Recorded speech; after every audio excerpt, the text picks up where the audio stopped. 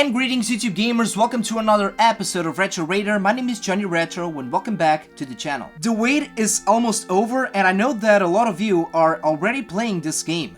And tomorrow is the day, tomorrow is the release day of the remake of Final Fantasy VII. I have pre-ordered this game in the beginning of the year, but facing the current situation that we are all going through, I don't know if I'm going to get my copy tomorrow. If I don't, it's fine, I will have to wait a little bit longer.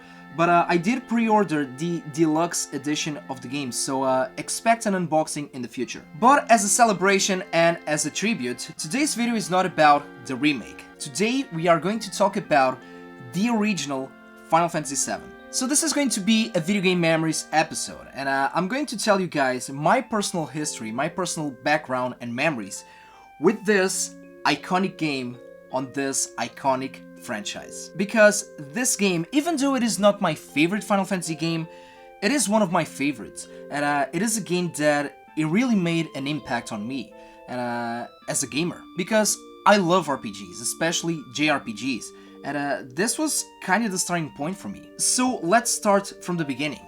I was around 9-10 years old, more or less, and my tastes for gaming back in the day, and keep in mind that I grew up with the PS1. I was more focused in platformer games, fighting games, and I was a huge fan of Tomb Raider, Crash Bandicoot, Tekken. And my only contact with RPGs until then was mainly through books actually, through Fighting Fantasy. And on the video game department, I did play a couple of dungeon crawlers, for example like Diablo. But JRPGs, turn-based, I was really new to it. So back in school, this was during 5th grade, I had a friend, he was my best friend at school.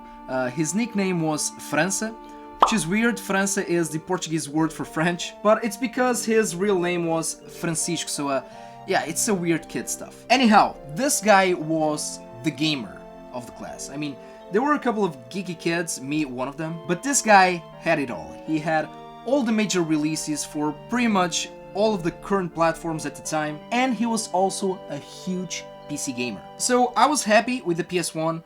Final Fantasy VII came out in November 97, and I totally just missed it. I didn't care about it. But next year, in May of 98, Final Fantasy VII was released for Windows PC. So my buddy França, he got, I don't remember if he got the full game back then or if it was a demo of Final Fantasy VII for the PC, but I think that it was a demo. So I went to his place to check out this game called Final Fantasy VII. Again, a weird name, a weird concept of a game for me at the time. And his house was 3 floors, so the main floor was kind of the living room and kitchen, whatever.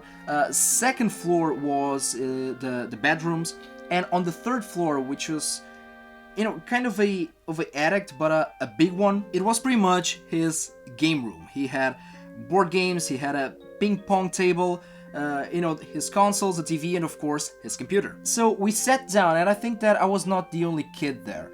You guys remember back in the day, that's how it was. That's how we used to game. A couple of us geeky kids, we were sitting around watching this guy França playing Final Fantasy VII on the PC. And I remembered that the first thing that popped into my head was, this looks like Dragon Ball, these characters. And now looking back, that kind of makes sense, because keep in mind guys, late 90s, anime and manga was not a thing here, not a big thing. We didn't got a lot of anime, forget about events, cosplays, stuff like that, but like everybody else in the world, Dragon Ball was a huge success here in Portugal. So these characters, even though we're talking about early 3D stuff, polygons, the hair, the eyes, the look, they look so Japanese, and I mean, they are. So that was kind of my gateway to get into this game, because I could relate to that. But the actual game itself, it didn't make any sense for me, turn-based, this huge, massive plot. And even though I was 10 years old, almost 11, I've always been good at English, so I could understand the story, and of course that we didn't have this translated to Portuguese back in the day. But even though I could understand the story, it was weird, because until then I haven't seen such a huge plot on a video game. Moving forward, the school year ended, and it was summer, and I wanted a game to play during summer, and I asked my parents, can you guys get me Final Fantasy VII for the PlayStation? And they obviously said, no, it is not your birthday, it is not Christmas, your grades were not that good, but that's how it was back in the day, and I had to wait a long time, but in the meanwhile, my friend got the full version for the PC, and I got to play the demo. Now, that's the first part of the story, that's how I got introduced to Final Fantasy VII, but how I really got my copy, this original copy right here, almost 20 years ago, actually more than 20 years ago, where does the time go? Again, summer 98, summer vacation from school. My grandmother was from a small village here in Portugal called Idenha Nova, and even though she was living here in Lisbon at the time, I always had a huge bound, a strong connection with this village. If you guys watch my videos, you know that I've already mentioned this in previous videos. My former band was from this village. My girlfriend is actually from this village, so it's really my second home. And back in the day, I used to spend pretty much all the summer there. And in Idenha, my parents have a lot of friends there. And the daughter of one of these couples, they're friends, my parents' friends, she was 18 years old, if I remember. Her name is Susanna. And Susanna is from Idenha, but at the time she was moving to the city to study in college. And we are still buddies, we still talk from time to time. And she's not a huge gamer, but back in the day she wanted to get a video game machine. She wanted to get a console, just to spend some geeky time, I guess, between classes here in Lisbon. And when she came to Lisbon, my parents kind of helped her, finding an apartment, stuff like that. And her apartment was in front of my parents, and this was very cool because I was just a kid for her, but she said, well, we can play video games together, I guess. So a brand new school year was about to start. My friend Susanna was living in my street. She got the PS1, and she gave me a call when she got the PS1. She said, well, just come here and grab some games, let's play some video games. And I was wondering if you could lend me a couple of them, because I did get a game with my PS1, but I really don't enjoy it. So the game that she got with her PS1 was Final Fantasy VII. I guess that she was more into fighting games or, action games.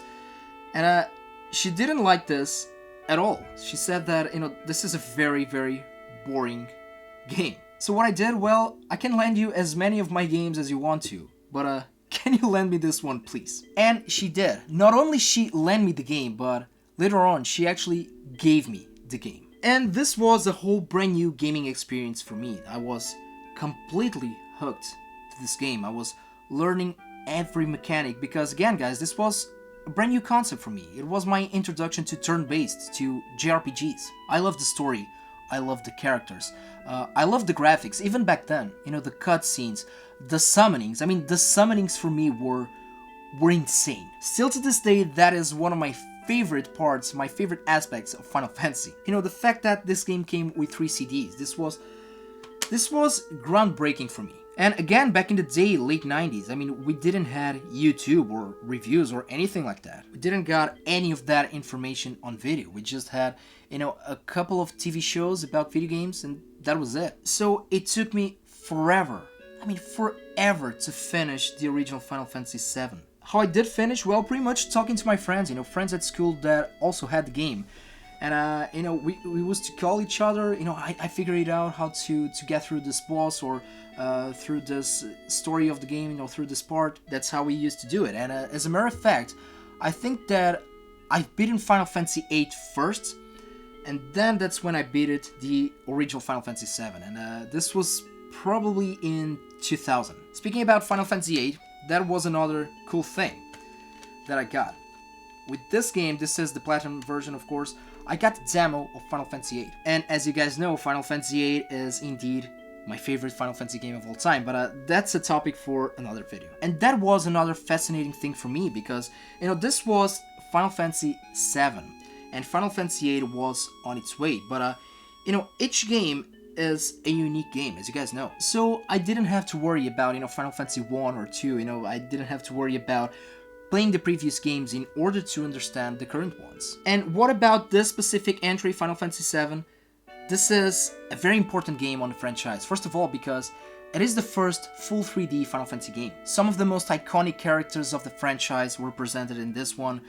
Cloud, Sephiroth, I mean, come on. And the cool thing about this franchise is that, you know, everybody has its own favorite. Everybody has a different experience within each Final Fantasy game, but I think that the community will agree with me. Final Fantasy VII is one of the best of the series. Even though if it is not your favorite, that is totally okay. It is one of the best by far. And even though each Final Fantasy VII is its unique thing, this game, it really spawned a legacy of its own. In 2005, we got the anime film Last Order about Final Fantasy. This is kind of a short story within a certain part of the game. We got spin-offs, prequels and sequels of this game. It was kind of a unique thing back in the day for a Final Fantasy game. We got a Dirge of Cerberus in 2006 for the PS2, we got a Crisis Core in 2007 for the PSP, and this game was the first Final Fantasy game to get a full movie about the game, and it was actually a sequel. I'm talking about, of course, Advent Children, and I love this movie. The community also made great fan service, and I'm not just talking about the Final Fantasy community, but the Final Fantasy VII community. For example, we got this homebrew game right here. This is Final Fantasy VII in 8-bit on a cartridge for the NES. And let me tell you guys, it's a great experience with the game. I mean, and if you want to see a review of this game, I will leave a link down below because I did review it. We also got a multi-platform remasters, and I have it right here. This is the twin pack featuring the remaster of Final Fantasy VII and Final Fantasy VIII for the Nintendo Switch. And let me tell you, if you never played the original game, I think that this is a terrific way to get into it. And last but not least, tomorrow is the day.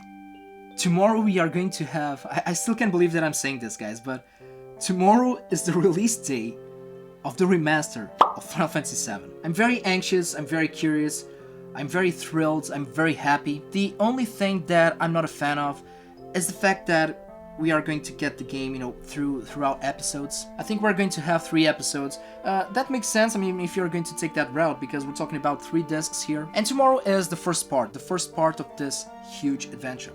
What we are going to get is Midgar, the city of Midgar. I expect a full, modern, open-world experience within Midgar, within Final Fantasy VII. I really don't want them to mess a lot, with the characters and the story. Although I want to see, new flavors, new background stories maybe. So yeah, without a doubt, today is a good day. Today is a good day to be a Final Fantasy fan. And this is kind of an old saying within the community. A lot of people say that, your approach to Final Fantasy or your perception of this amazing franchise will depend of the first experience that you have with it. And for me, well, my first experience with this amazing franchise was with this one right here, was with Final Fantasy VII. And what a better way to start. And this was the video, guys. These were my video game memories of Final Fantasy VII. And let me know about yours, guys. Let me know down below, when did you first play Final Fantasy VII. Also, let me know what was the first Final Fantasy game that you ever played. And let me know what is your favorite in the series. Last but not least, let me know, without spoilers, what are your first impressions of the remake. So let me know down below. As always, guys, thank you so much for watching. Don't forget to put a like on this video, please subscribe to the channel, and take care of yourselves, take care of the gaming community, and game a lot.